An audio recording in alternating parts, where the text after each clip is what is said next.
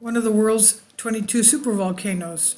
The supervolcano in New Zealand, the Taupo volcano, is rumbling so much it's shifting the ground above it. The vast expanse of Lake Taupo's sky blue waters, crowned by hazy mountainous horizons, invokes an extreme sense of tranquility. But in the deep, the ground below, geological unrest is brewing, according to a new paper in the New Zealand Journal of Geology and Geophysics.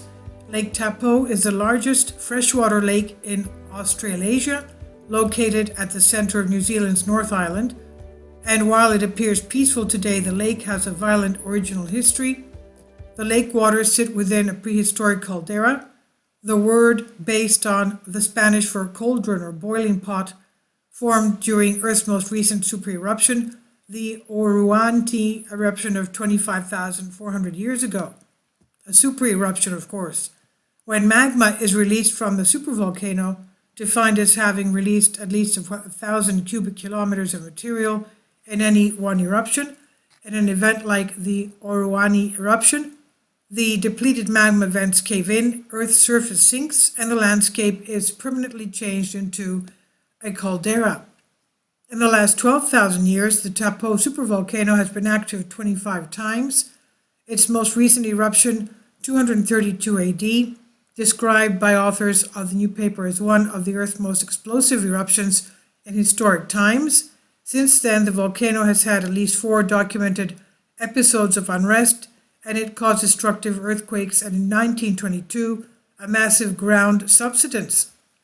It's the supervolcano's more modern periods of unrest that the researchers studied. They analyzed up to 42 years of data collected at 22 sites dotted around and across the lake. There's evidence that the supervolcano is still rumbling.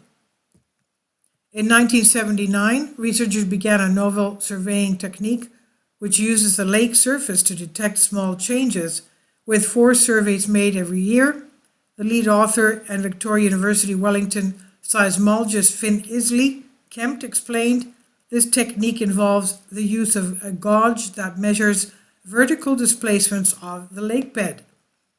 To ensure the data are reliable, these gauges are weighted to reduce the impact of waves, and several measurements are taken for each data point to detect degrees of variation and outliers. A backup gauge is also installed at each site as an insurance against disturbance by other forces.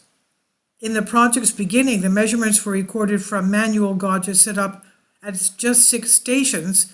8 more stations were added between August 1982 and July 1983, and during this time, the value of these measures began to show.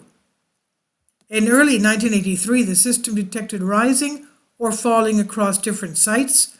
Not long after, a swarm of earthquakes generally shook the region, resulting in a rupturing of several faults that pushed the central Kaipo fault belt down and caused other areas of the lake south end to rise. In 1983, earthquake swarms were only the first of 7 discrete episodes of unrest recorded over the past 35 years. By 1986, routine surveys were being carried out each year with additional sensors, with extra observations in the wake of earthquakes, creating a robust data set that has only become more detailed over time. The authors noticed that during periods of geological unrest, the northeastern end of the lake, which is closest to the volcano center, and the adjoining fault lines tended to rise. The lake bed near the fault belt center sank, and at the lake's southern end, there was some minor subsidence. Within the lake, near Horo Matangi reefs, the volcano has caused 160 millimeters, that's 16 centimeters or 6.3 inches of uplift, whereas north of the lake, the tectonic faults have caused 5.5 inches of subsidence, Isley Kempt said. He thinks this region, which has very few earthquakes compared to the surrounding areas, is the location of Taupo's magma reservoir with deep rock that is too hot and molten for earthquakes to occur. The researchers say that a 16 centimeter of uplift, which, while not catastrophic, is definitely enough to cause some damage to buildings or pipes, is possibly due to magma moving closer to the surface during periods of unrest. Isley Kemp said the research shows that Taupo supervolcano is an active dynamic volcano intimately connected with the surrounding tectonics. The researchers think the northeastern end of the volcano, which has the youngest vents, is more likely to be affected by the expansion of hot magma pushing the ground upwards. They think the sinking center of Taupo Fault and the subsidence of the lake's southern end is likely due to deep magma cooling and therefore shrinking, a tectonic extension of a rift or both.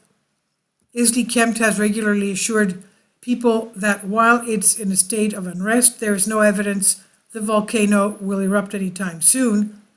However, Taupo will most likely erupt at some stage over the next few thousand years, and so it's important that we monitor and understand these unrest periods so that we can quickly identify any signs which may indicate a forthcoming eruption, he told New Zealand Herald in a 2021 article. Ultimately, this research is more about understanding the normal behavior of the caldera and what to look for when things are getting more heated up. This is a study published in New Zealand Journal of Geology and Geophysics, and it's on Science Alert by Jess Cockerell. Please leave your comments. Thank you for your support. Kindly support my Patreon account. The daily posts are 5 videos daily, and they are totally different from what I have on my YouTube channel. Thank you so much for your support and that you find all my content so interesting. You'll find the Patreon account details in the description box below.